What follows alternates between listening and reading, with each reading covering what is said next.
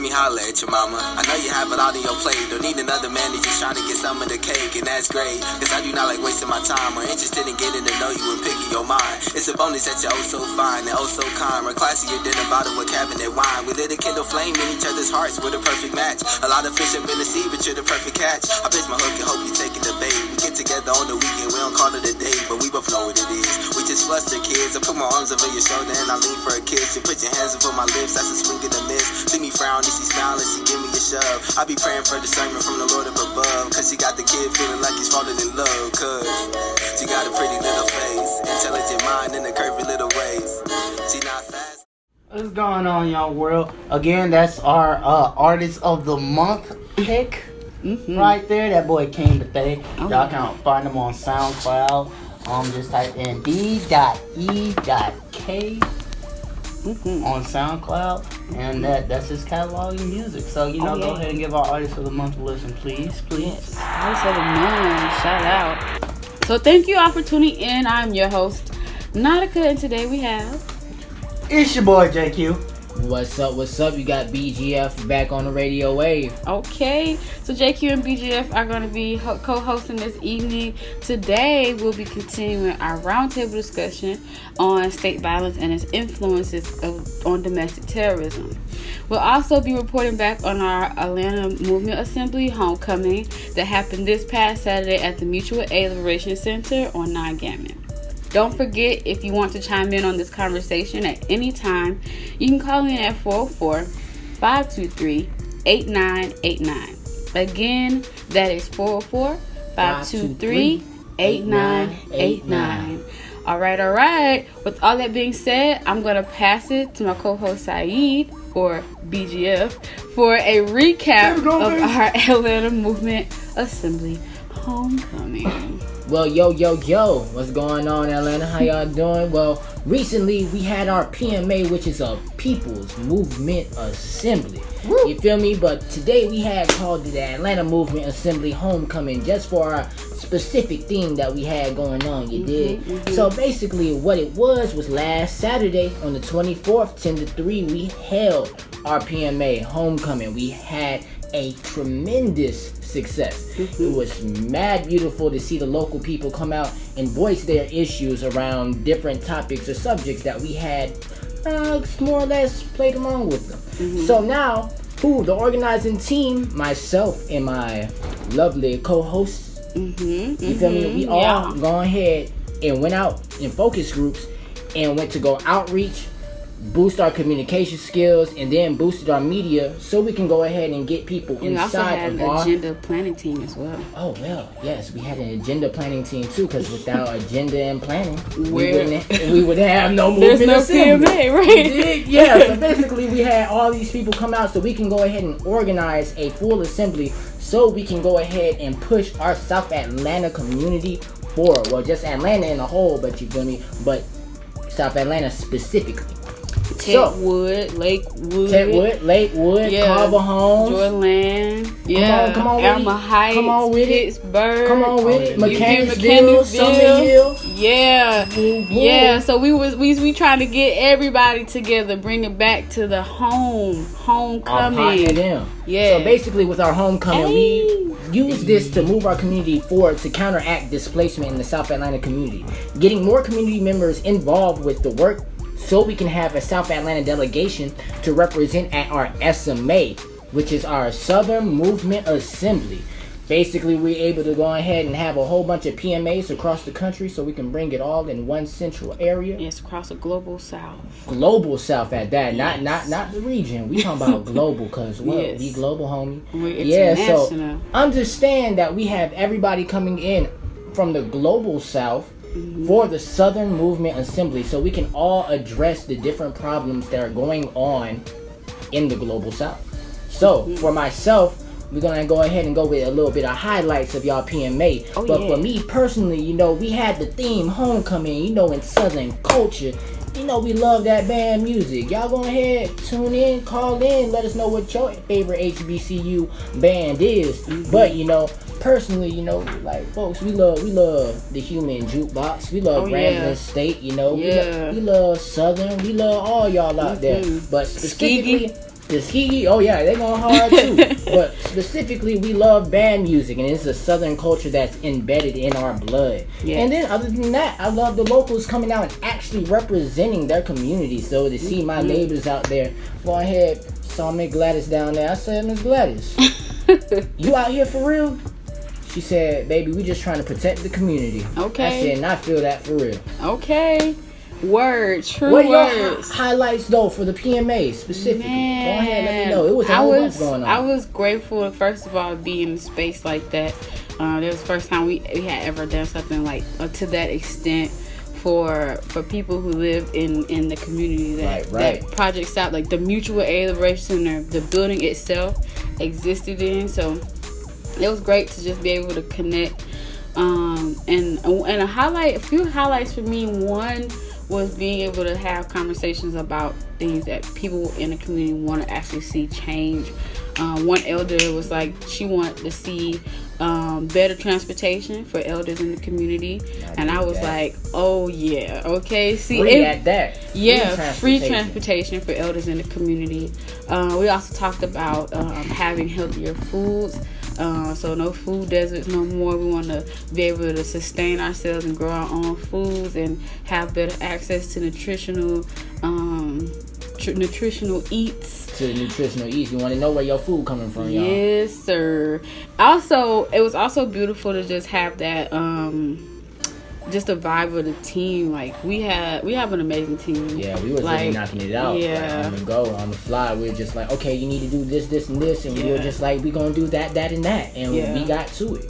Yeah, we had amazing leadership to get us through the process. Cause y'all, we have been working up to this moment for the past few months. Like this whole summer was intense. We've been working really hard to organize the community to be able to pull this off to the extent that we did, and we had like 30 plus people come through, and honestly that's a huge success. That lived in the neighborhood. Went to the MPUs, was involved in some way. Like we had some strong people come through on the 24th, so that for me was a highlight. The whole day was a highlight. It was stressful, but it was worth it. It was worth it. And I can't wait to see where we go moving forward, because and that's just like, we've been having conversations like that, just about like better ways that we can be holding it down and support each other. Right. And support each other. Right. And also, we didn't mention the SPIs or the Southern People's Initiatives, but that's what we're organizing around, our Southern People Initiatives, which is to protect and defend. Yes, a new social economy. You feel me? And a new people's democracy is what we're trying to build with our community. Oh yeah, and so it's gonna take us all. Everybody in the community, young, the old, the in between. Yeah, it takes a village to make it work. So that was it was very awesome and invigorating of the soul in general, because it makes me optimistic. For real, and it makes me inspired to see that we have more than just us in our community that want to see change. For real. Yes. So we talked about the Southern Movement Assembly. Is there one happening? There's a Southern Movement Assembly happening soon, y'all. It's gonna go on November 15th through the 17th in Hazel, Mississippi, y'all. Ooh. My bad, but Hazel, Mississippi. Mm-hmm. Southern Movement Assembly is going on. You can go check that out at southernmovementassembly.org. Yes. But we're gonna go ahead and keep it on the roll. Yeah, we're gonna hop right into a music break, and then when we come back, we're gonna go right into our conversation. All right, y'all. We're getting the music going. We're getting it. We're getting it up. We're getting it well. Okay. We're getting it well. Okay.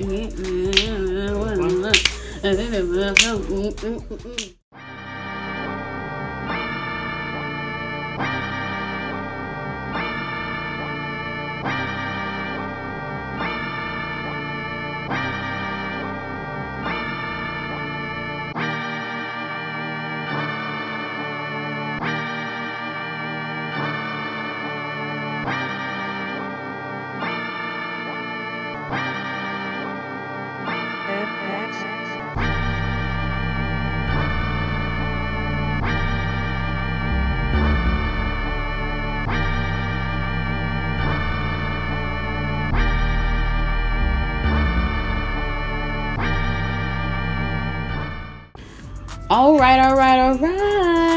What up? So first off, one thing we forgot to do is shout out Brother Kwaku for coming through. Shout out. To to the you. Atlanta Movement Assembly. Shout out to South Atlanta folks. He came through with the knowledge. For sure, You feel me? With the skills that pay the bills. You know, helping us visualize a better community. All right, so together.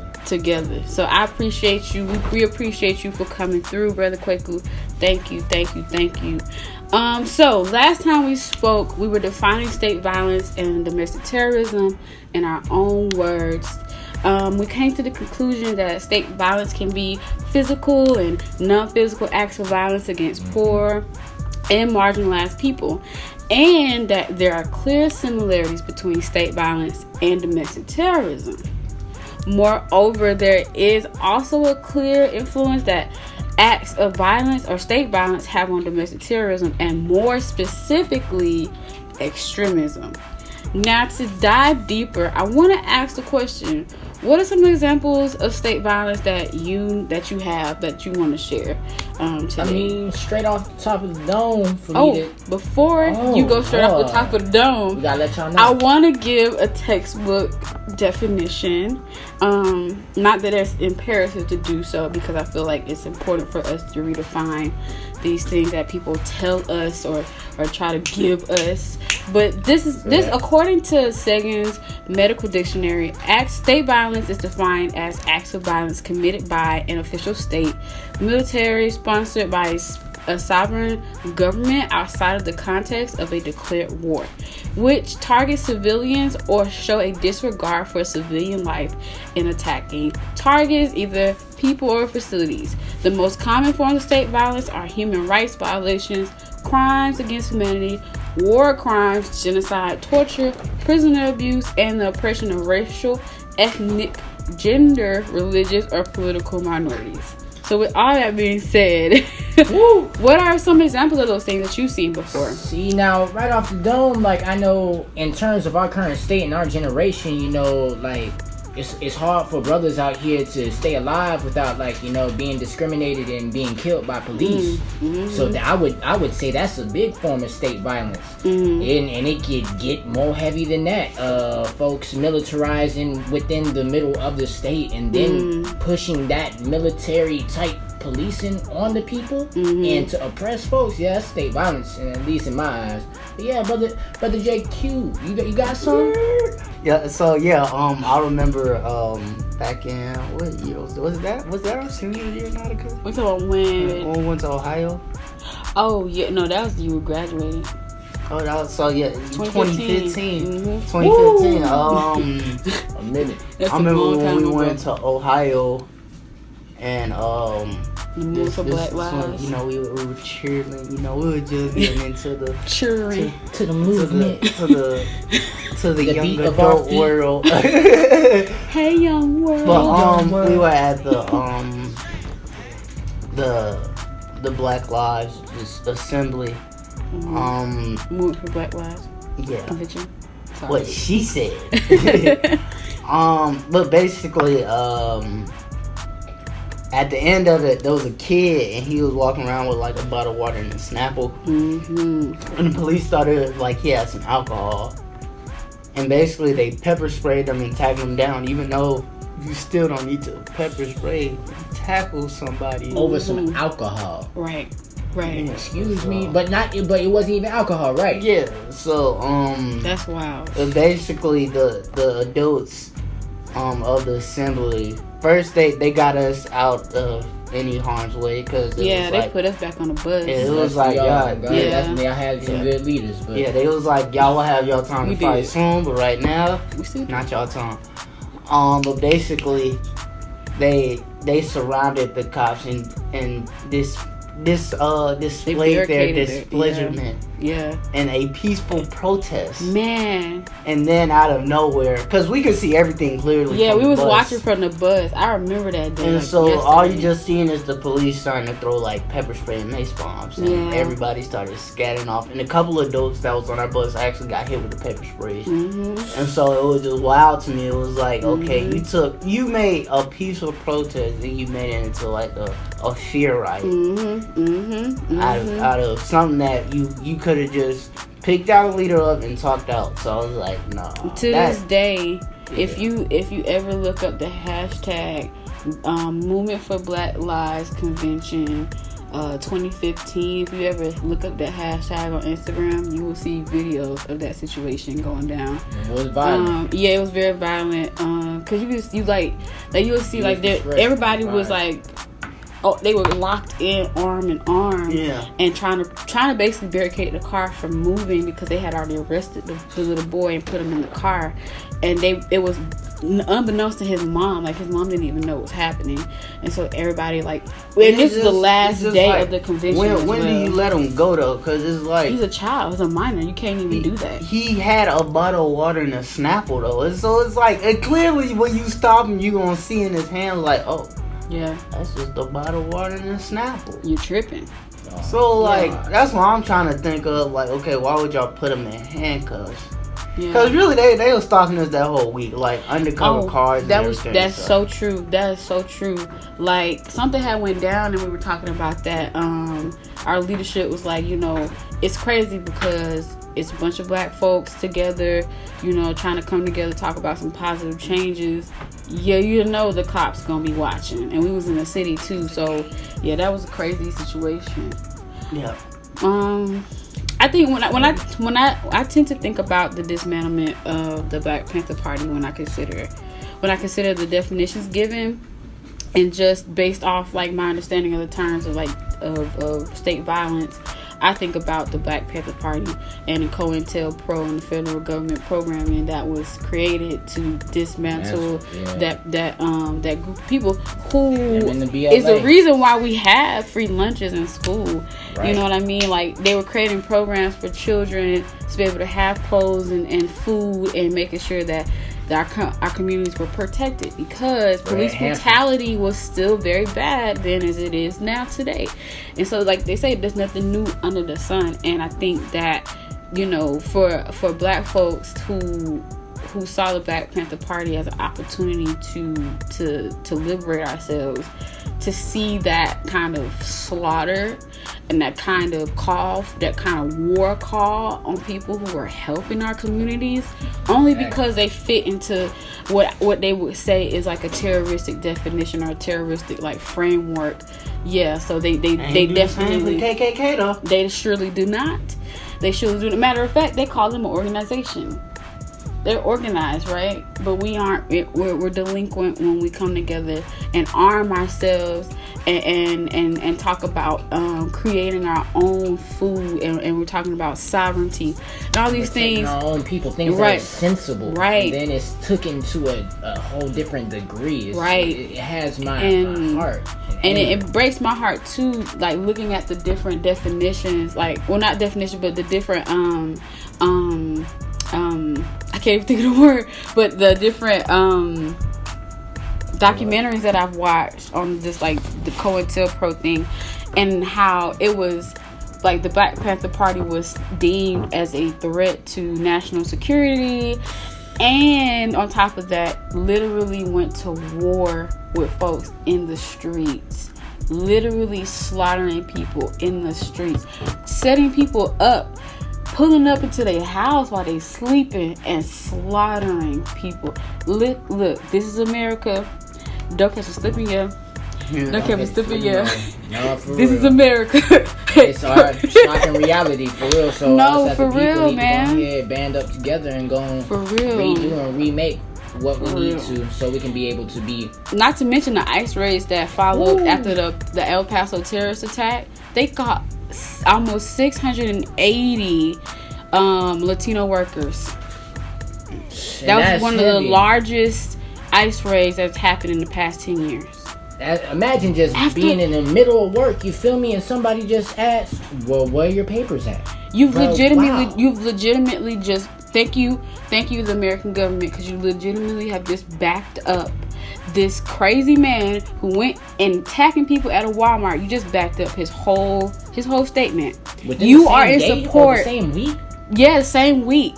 Yes, you are in support of white supremacist rhetoric. You are in support of white supremacist mindsets. You are in support of white nationalists. And so it's like, we gotta call that mess out. We gotta call it out. And I'm just so disgusted. I'm disgusted. It's bad. Yeah. Unfortunately, y'all, we are out of time. Man, every time.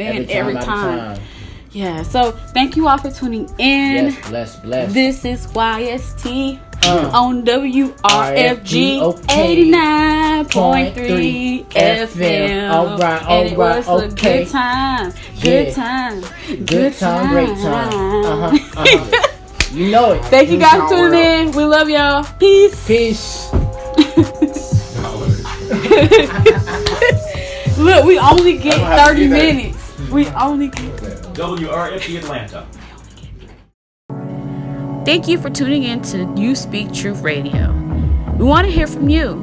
Comment down below in the comment section what you want to hear next, or just hop on into the conversation. All right, y'all. Peace.